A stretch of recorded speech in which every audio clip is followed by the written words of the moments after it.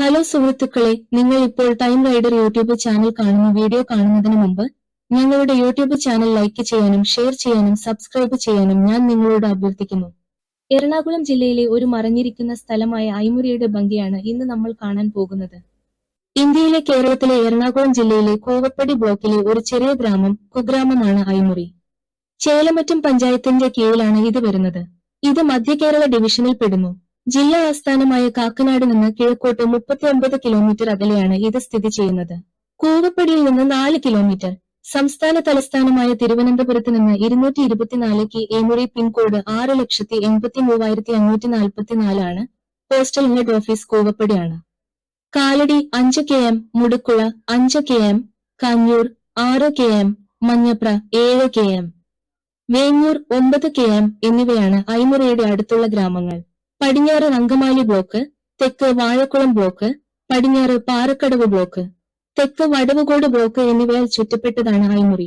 പെരുമ്പാവൂർ, കോതമംഗലം, ചാലക്കുടി, മൂവാറ്റുപുഴ എന്നിവയാണ് ഐമുറിയുടെ സമീപ നഗരങ്ങൾ.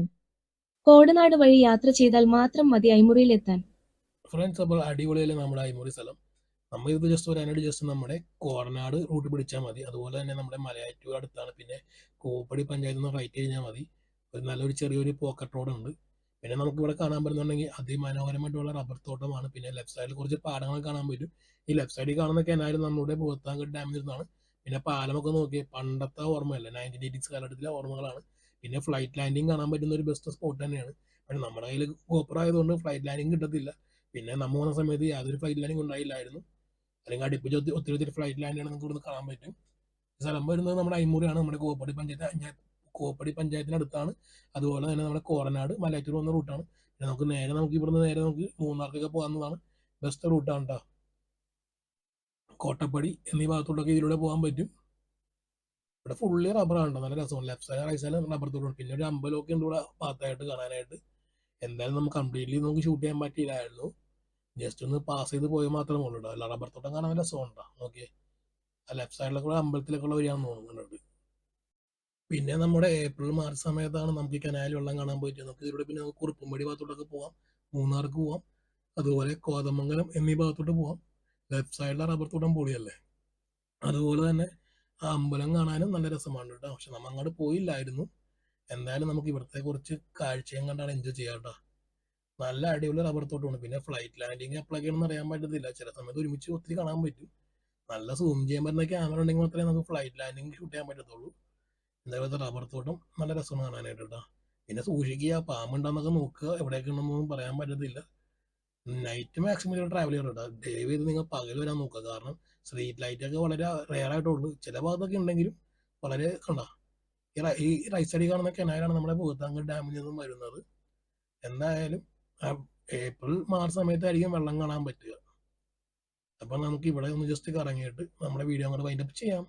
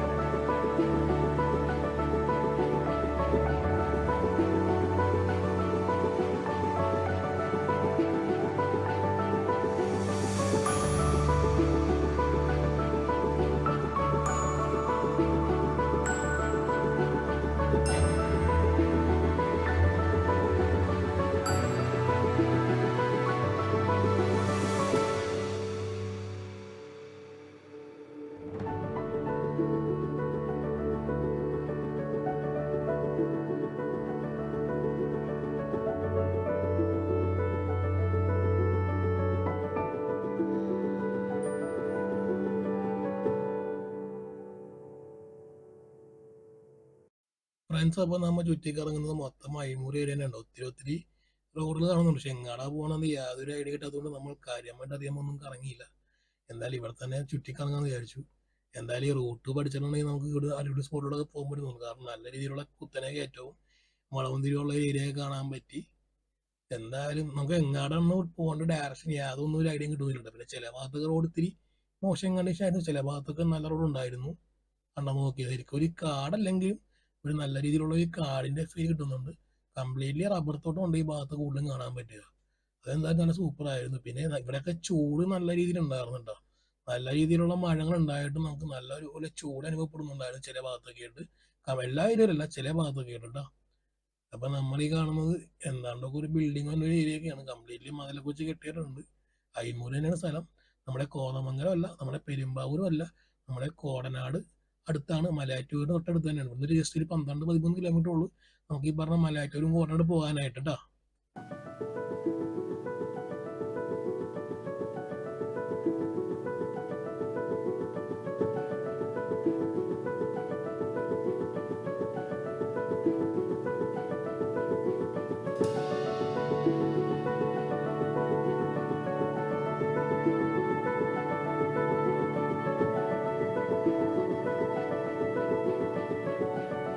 ഫ്രണ്ട്സ്, അപ്പം നമ്മൾ ഇത് അയ്മൂര് ചുറ്റിക്കറങ്ങി നമ്മളിത് നേരെ നമ്മുടെ കോടനാട് ഒക്കൽ പെരുമ്പാവൂർ റോഡിലോട്ട് പ്രവേശിക്കാനായിട്ട് പോവുകയാണ്.